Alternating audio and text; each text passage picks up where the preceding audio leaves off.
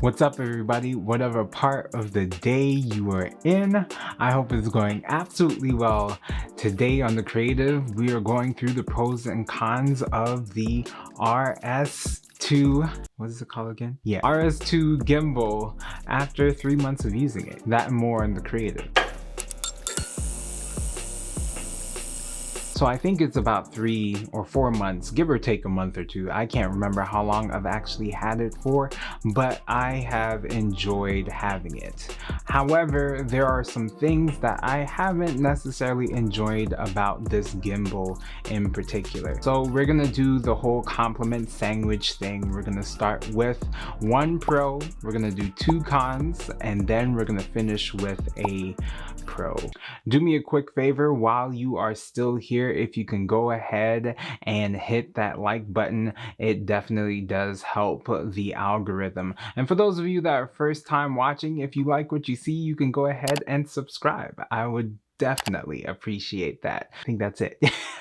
So let's get back to it. So I've had this gimbal for a little while, and the reason why I got it is because I wanted to have that smooth B-roll feel to my videos. I didn't want to have to go into Premiere Pro and use the warp stabilizing to balance out my shaky hands or anything of that nature. I wanted to be able to use the footage that I had and not edit it too much. I can talk about how I do that another time, but yeah, that's pretty much what I use my gimbal for most times, and I thoroughly enjoy it. The thing about this gimbal that I love is that you can control each axis. So no matter whether you're working on the roll, the tilt, or the pan, everything is controllable to that particular axis that you're going to be using. And that makes things a lot easier because other gimbals don't necessarily have that control, and while you're trying to put your camera on, everything is tilting around and it makes it a lot harder to balance your gimbal. So that's definitely one thing that I absolutely love about this gimbal. The thing that I dislike about this gimbal in particular is that it is very, what's the word am I looking for? It takes a lot to put together. There are a lot of parts to get everything on this gimbal together, especially if you have the Pro package with the Raven Eye adapter. Yeah, it takes you a little while, and if you're setting up your phone to the gimbal as well and the extension, then you need another cord to plug in from the Raven Eye. Yeah, okay, I know you don't want to hear all of that, but all of that to say, it can take a little while to actually get everything together the way that you want it to be. And of course, with time you get faster. However, it does take some time and some finessing. So to be honest, I don't even use my Raven Eye connector that allows me to see the display on my phone, because the reality is, even when I have my phone connected and I'm using Wi-Fi to connect to my gimbal through the Raven Eye, that when I'm shooting, it's not exactly a live view, so sometimes it can be delayed, and that's something that I particularly don't like about the whole entire setup. That's definitely a con for me. Actually, that's both of the cons for me. One is that there's a lot of pieces to it, so it can be a little frustrating at times, and 2, the live view that is being ported or streamed or sent, there we go, it definitely lags, and sometimes it causes me to misinterpret how far I have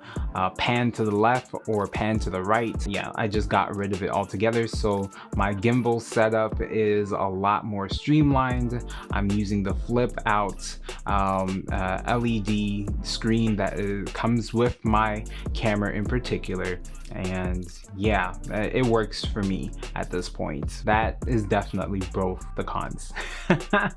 And the last thing that I absolutely love about this gimbal is it's pretty lightweight and it can fold up pretty small. Compared to some of the gimbals that I have seen and I've tried out, this gimbal definitely takes the cake. DJI did a really great job with this gimbal, and I absolutely love it. I particularly love the different modes that they have for me to scroll through, so it makes using very easy, whether I want to shoot in portrait mode, whether I want to get a roll on the camera like I did in the last video that I shot. The gimbal is just very convenient. It's very user friendly when you're not putting all of the parts together. I know that sounds weird, but for me, I just like the scaled down version of using this particular gimbal, and it's worked for me so far. If you have had experience with this gimbal and you're watching, please let me know what you think in the comments. I would love to hear your opinion, and you know, maybe it is user error why some of the things that don't work well for me are not working well. I will fully accept that. I just know where I'm at. But if you have a different opinion, I'd love to hear your opinion in the comments. And if you are looking for a gimbal, look no further. This is a gimbal for you. I love it. It's great. Just the couple of things that I said that you might want to take into consideration. But overall, this gimbal, like I said, it's great. I use it quite a bit for a few things that I'm working on right now, and I enjoy using it. Yeah, that's all for me today. If this is something that blessed your spirit, go ahead and like this. If this is something that you want to keep up with, go ahead and smash that subscribe button, blow it up people's elbow it, and all of that great stuff. And if you want to get an alert of when the next episode comes out, go ahead and hit that bell as well. Please do. Until the next one, go ahead and do something creative today. Peace. If I can throw in one more con, it would be the price point. It's kind of expensive. Depends on who you ask. If you ask me, kind of expensive.